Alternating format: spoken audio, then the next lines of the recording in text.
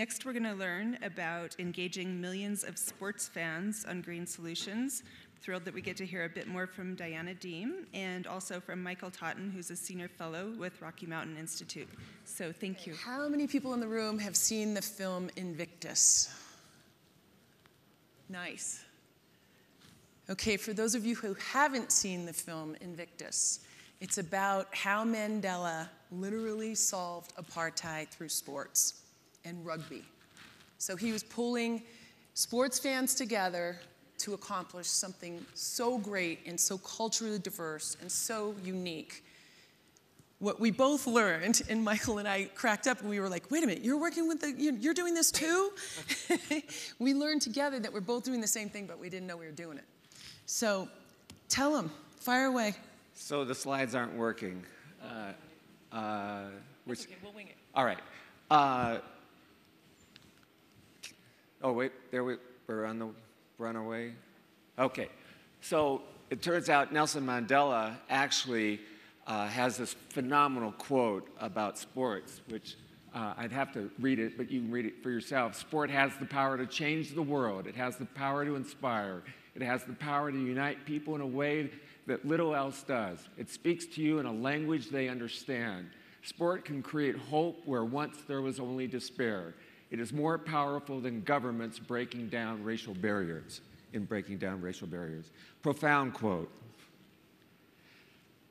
And I don't think most people realize how huge the sports industry is. It's just in the U.S. here, it's nearly a $500 billion economic market and $1.3 trillion worldwide. And there are several billion people that follow sports. And you can see by some of the numbers below the hundreds of millions of people that attend or watch on television or now through social media, including 5 billion when you look at things like the Super Bowl. Yeah.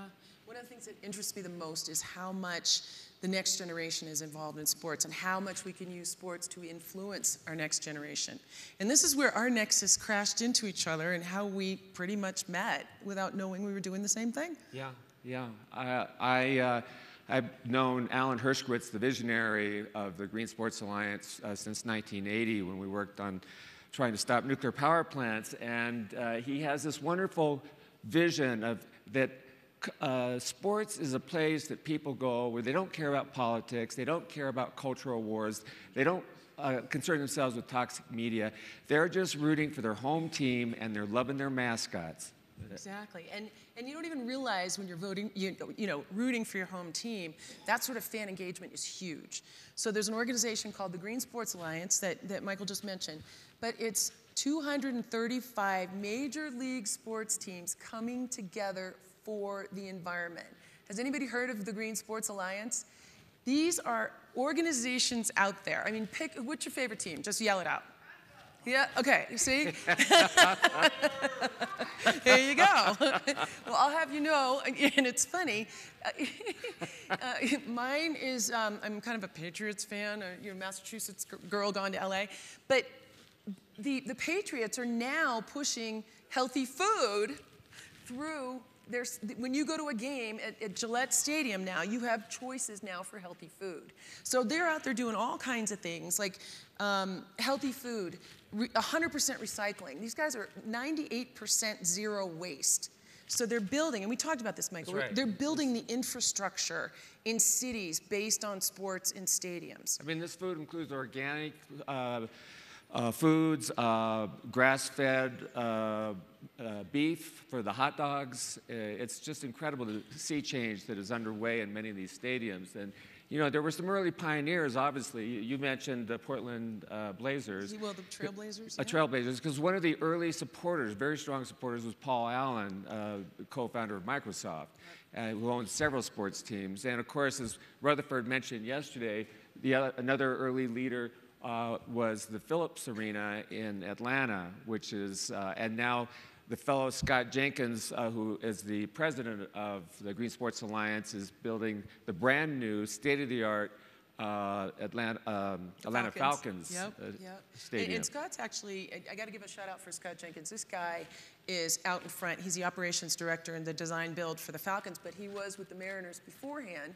And we met at the Green Sports Alliance about 4 years ago, and I had started this challenge called the Trash on Your Back 5-Day Challenge. I don't know if you've heard of it yet, but he was so brave and so bold to say, I'll do that, Di. I'll carry my trash on my back for 5 days. So we started talking trash, and that led to a 98% reduction. Not trash on the game floor, but in the bin. but actually, it was funny because now they're moving forward in how do we create zero-waste cities based on these stadiums. Exactly.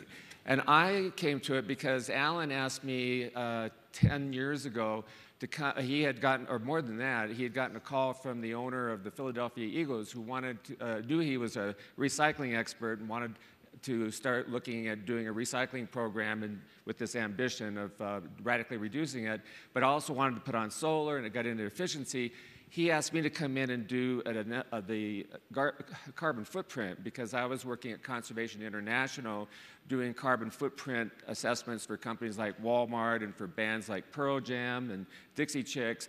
But unfortunately, I couldn't because we only worked internationally, not domestically. But then just 2 years ago, he asked if I would come and do the National Hockey League's footprint, which is what's up here. And they have committed to not only continuously reducing their emissions, moving more to solar, but offsetting their footprint every year. So this past year, you may have read, they offset their 500,000 tons. Now, there's lots of other arenas that are doing this. The one in the upper left is in Seoul. That's all solar panels. And most stadiums don't have a very large energy bill. Arenas are almost an order of magnitude more in energy production. But this one sells back to the community. So they actually accelerate paying off the system while providing power to the city. The lower left one is interesting. That's Conso in Pittsburgh. What they have done is installed a continuous commissioning process because in the NHL, the quality of your ice is the only thing that they are concerned about. Facilities managers get raked over the coals if that ice is not perfect and if the team loses that night, even though the other team obviously found the ice to be pretty good to win. So what they did was they put in a system so they can continuously monitor every plug load, the HVAC system, the light systems, and be able to switch the variables very fast because when you open those doors and 15,000 fans come in, moisture goes up, things go haywire. If they're having a high-scoring game, people are stomping and cheering, the heat goes up, and so you have all these variables. But continuous commissioning will get you an additional 30% savings on top of a LEED-certified building and make sure your LEED-certified building is performing as it should be throughout the entire life cycle. Well, and just to add to that, the 49ers, any 49er fans in the room? The new stadium, the new Levi Stadium is it's the first LEED Gold certified stadium in the world. And then the Trailblazers came in and they are the first LEED Gold certified building that was a retrofit.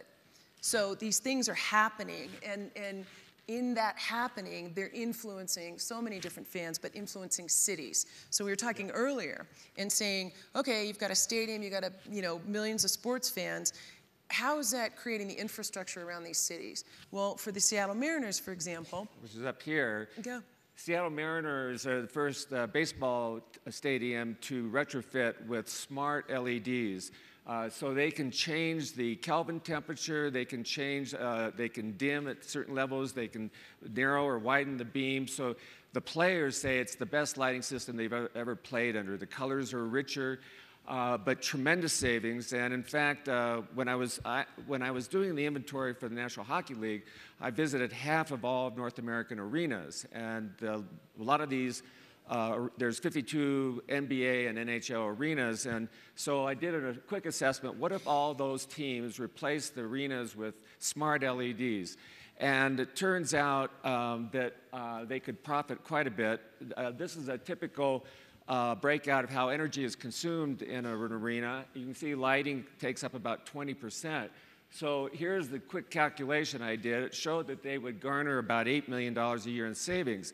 That's equivalent to selling an additional 1.6 million tickets each year. So it has not only direct monetary savings, players love it, but you also get these fan benefits as well. Well, and they're saving money, right? That's right. It's doing well by doing right. The other piece that's really interesting with the Mariners is talking about that infrastructure. They created the whole concept of composting. So they built composting facilities. So when you go into the Mariners Stadium, you've got people greeting you, not just for tickets, but here's where you recycle, here's where you, here's your seat and get ready, here's your, seventh inning stretch, they're talking about the environment. So it's a strong messaging going on there. Yeah, it's some of the most sophisticated understanding of how people don't look at where they're throwing things, and yet they're getting people to separate very high percentages. Right. The other thing, as we mentioned about Seattle, what's interesting is that these arenas and stadiums are becoming kind of iconic lighthouses when they push the envelope of what they can do. And one of the things that I'm working with the Green Sports Alliance is to get all of the leagues, the teams, the arenas, and the stadiums to take aspirational goals to be zero emissions, net positive. That is to say, they work on that continuous commissioning of buildings to keep the savings 50, even the new buildings up to 80%, do on-site and distributed solar, but there's always going to be some carbon that isn't covered by that shrinking your footprint and shifting to solar. And so what's really fascinating is a third dimension, which is looking at the mascots that these fans just love. And so here's another vision that Alan Hershkowitz pointed out, that while that most people don't know about the species extinction that's going on in the world. And that's partly because less than 13% of the American public gets their news from science, but 70% tend to get it osmotically by attending sports events and seeing these recycling things and the composting. I mean, at Tampa Arena, they actually are growing salad materials outside with the composting materials, and the salads have taken off and being sold inside the arena. So we've decided to launch a new initiative, and so I published a book for them. It hasn't been released yet, called Mascots at Risk: How Sports Can Help Protect Endangered Species. These are some of the figures that you can read up there, that more than 60% of the animal mascots are at risk of going regionally or globally extinct. 22% of the world's mammals are known to be threatened or extinct. And 153 major professional sports teams in America, 90 of them have animal mascots. So this will give you a sense of the different types of mascots with the different leagues. And just to go through a couple of the animals, bison, Rutherford Seidel mentioned about Ted growing bison, and that's both Rumble the Bison for the Oakland City Thunder basketball, and Billy Buffalo, Buffalo Bills, and have this as a mascot. Michael, can I just add one thing? Yes. Getting to what we saw last night with Louis' film and Racing Extinction, I think the beauty of our day is being able to pull what's going on together with the awareness around extinction, and then putting the sports piece of this together. Who would have thought? And then on top of that, being able to do exactly what you said, and then looking at what, the Bengals, for example, and how do we associate the team names with the mascots? Absolutely. I mean, again, you have 500 million fans that we want to try and bring in and get them to understand that the ecosystem habitats of their favorite species is being threatened with extinction. The idea, the booklet has been shown to the commissioners of the various leagues. They think it's a fantastic idea. And so what we will be doing in the spring is launching this report, and I'm showing you just a few of the animals. You can see we show the teams and the mascot, and there's different factoids, both funny, hilarious things or positive things about the animal that people may not know about, but also the serious conditions in which they face, the circumstances. And what we're going to do is launch an initiative called Mascots Forever. And the idea is that part of the animal paraphernalia that's sold every year, 1% will go towards, through 1% in the planet, but working with groups like Conservation International and IUCN to find the habitat that will protect or restore their mascots' habitat.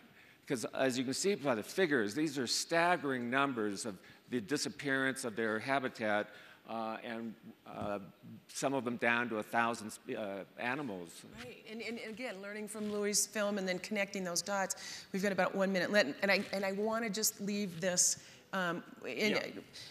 So what's happening right now with sports is they're trying to figure out ways to engage fans. These high volumes, like Michael said, there's so many people across the nation that love sports. How do we wrestle that and gain that energy around supporting creating a sustainable planet? So recently, the Green Sports Alliance went out and polled all of their sports fans on climate and if they believed in climate. Guess what the percent of believers from sports fans, everything from NASCAR to NHL, NBA, NFL, 80%, and this is a proven study right now, came back and said they believe in climate impact. And this is across political parties, right. Economic class, educational levels.